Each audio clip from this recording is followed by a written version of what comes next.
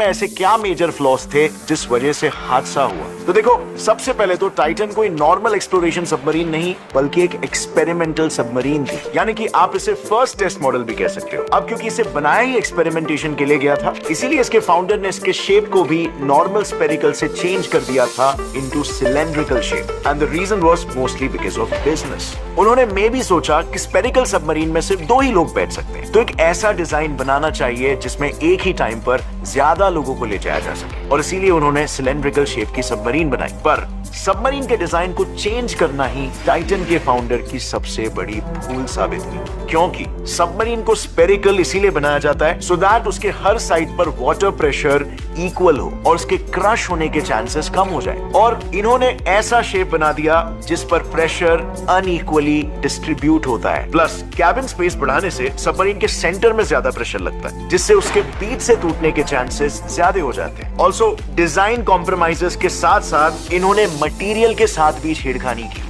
Usually submarines को titanium से बनाया जाता है क्योंकि टाइटेनियम हार्डेस्ट मेटल है और वो डीप सी के इंटेंस प्रेशर को झेल सकता है। पर टाइटन में बस नाम का ही टाइटेनियम इस्तेमाल किया गया था, बाकी पूरी सबमरीन को एक ऐसे मटेरियल से बनाया गया था जो हाई प्रेशर में आराम से ब्रेक हो सकता है, carbon fibre. Carbon fiber is a great material. It's better than titanium. It's better than a lot of other materials. अब इतना सब सुनकर मैं आप जैसे लोग भी ये बता सकते हैं कि ये सबमरीन पानी में ज्यादा गहराई तक नहीं टिक सकती, बट ओशन गेट के सीईओ इसके इस डिजाइन को लेकर फॉर सम रीजन काफी ज्यादा कॉन्फिडेंट। उनका ये मानना था कि इस डिजाइन को Washington university, American aircraft company Boeing और नासा ने मिलकर बनाया था और इसीलिए टेंशन लेने की कोई जरूरत नहीं। अब सच बात क्या थी, वाकई में ये एजेंसीज ने अप्रूव किया था कि नहीं, ये तो नहीं पता, लेकिन चलो इस इशू को साइड में रखते हैं और सामने लाते हैं दूसरे इशू। क्या जो पैसेंजर्स थे जिन्हें डीप सी का अच्छा खासा प्रैक्टिकल एक्सपीरियंस था, उन्होंने इसमें बैठने से पहले कोई रिसर्च नहीं किया? क्योंकि एक बेसिक रिसर्च से ये मालूम पड़ जाता है कि सबमरीन के पास्ट पैसेंजर्स के एक्सपीरियंसेस भी कुछ खास नहीं थे। एक एक्स पैसेंजर डेविड पोक की अगर माने तो उनका रिव्यू था कि इसमें बैठना सुइसाइड करने से कम नहीं है। असल में डेविड पोक सीईओ स्टॉकटन रश के डिजाइन रिलेटेड क्लेम सुनकर इसमें बैठने गए थे, पर उन्होंने सबमरीन के अंदर जो देखा, वो जैसा उनके सामने पिक्चर पेंट किया था बिल्कुल वैसा नहीं था। उनका कहना है कि सबमरीन में लिटरली कैंपिंग में इस्तेमाल किए जाने वाले लाइट्स और हैंडल्स लगे थे, यहाँ तक कि एक मियर प्ले स्टेशन कंट्रोलर से इस सबमरीन को चलाया जा रहा था। उस सबमरीन को सपोर्ट करने वाला स्ट्रक्चर भी पूरी तरह से सड़ चुका था, जिसकी वजह से उनका कहना था कि सबमरीन कभी भी टूट सकती थी। इन्हीं रीजंस की वजह से उन्होंने देखा कि पूरे डाइव के दौरान सबमरीन में कोई ना कोई प्रॉब्लम आ रही थी, जिसमें से सबसे मेन थी कम्युनिकेशन फेलियर। उनके डाइव के दौरान करीब 5 घंटों के लिए सबमरीन का अपने कंट्रोल रूम से कम्युनिकेशन टूट गया था, बिल्कुल वैसे ही जैसे करंट इंसिडेंट में हुआ। पर उनके केस में वो लकी थे कि किसी तरह कम्युनिकेशन री-एस्टैब्लिश हो गया और वो अपनी कहानी सुनाने के लिए आज जिंदा बच गए। और इसीलिए मैंने आपको पहले कहा था कि ओशन गेट स्टाफ के साथ ये पहले भी हो चुका था। पर इससे भी ज्यादा डरावना एक्सपीरियंस था उसके दूसरे एक्स पैसेंजर आर्थर लोबेल का। उनके ट्रिप के दौरान तो लिटरली सबमरीन का एक पार्ट ही डिटैच हो गया। अब ऐसे में आप ही बताओ, कोई भी इंसान क्या करेगा? डाइव कैंसिल करेगा, राइट? लेकिन आर्थर का कहना है कि ओशन गेट के सीईओ ने इस पार्ट को नायलॉन स्ट्रैप से बांधकर रीअटैच करके डाइव को कंटिन्यू करा दिया। So definitely company as a whole security और सेफ्टी को इतना इंपॉर्टेंस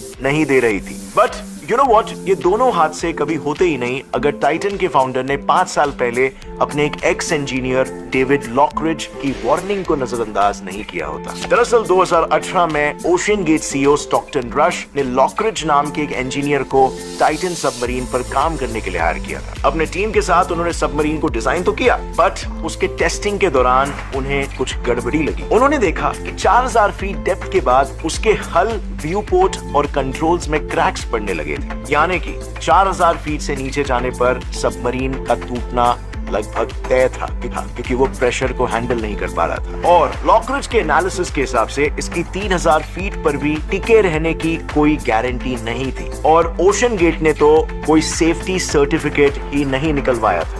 यूजुअली ऐसे एक्सपीडिशन सबमरीन्स को एक सेफ्टी सर्टिफिकेट लेना पड़ता है जो सर्टिफाई कराता है कि इसमें ट्रैवल करना सेफ है, पर स्टॉकटन ने इस पर ध्यान नहीं दिया डेविड लॉकरिज का कहना है कि इन चीजों को लेकर उन्होंने स्टॉकटन को वार्न भी किया, पर बजाय इसके कि वो इसका कोई सोल्यूशन निकाले, रश ने लॉकरिज को ही कंपनी से फायर कर दिया। एंड जब उन्हें सेफ्टी सर्टिफिकेट पर क्वेश्चन किया गया तो उनका कहना होता कि ऐसे अप्रूवल प्रोसेस रैपिड इनोवेशन के रास्ते का सबसे बड़ा कांटा होते हैं। रश के हिसाब से अंडरसी क्रैफ्ट्स के लॉज नीडलेसली इनोवेशन के ऊपर पैसेंजर सेफ्टी को प्रायोरिटाइज करते हैं और इसीलिए उन्होंने सर्टिफिकेशन ना लेते हुए सिर्फ एक प्रोटोकॉल ऐड कर दिया, जिसमें इसमें बैठने वाले सभी लोगों को एक डॉक्यूमेंट पर साइन करके ये एक्नॉलेज करना पड़ता है कि ये सबमरीन किसी भी रेगुलेटर से अप्रूव नहीं है। इनफैक्ट दुनिया में सिर्फ 10 ऐसे सबमरीन्स हैं जो कि 13,000 फीट तक जा सकते हैं, जहां पर टाइटैनिक है और जिसमें टाइटन का नाम ऑफ कोर्स कहीं पर भी नहीं है, क्योंकि उसके पास सर्टिफिकेट ही नहीं है। सबसे पहले तो सब स्टैंडर्ड क्वालिटी से सबमरीन बनाना, उसके प्रीवियस पैसेंजर्स के नेगेटिव एक्सपीरियंसेस पर ध्यान नहीं देना, उस पर काम कर चुके इंजीनियर्स की एक्सीडेंट रिलेटेड वार्निंग्स को नजरअंदाज करना एंड लास्टली बिना किसी सेफ्टी सर्टिफिकेशन के ट्रैवल करना। काफी अनयूजुअल बात है कि इतने सारे साइंस को इग्नोर करके कंपनी के फाउंडर और पैसेंजर्स ने इसमें ट्रैवल किया।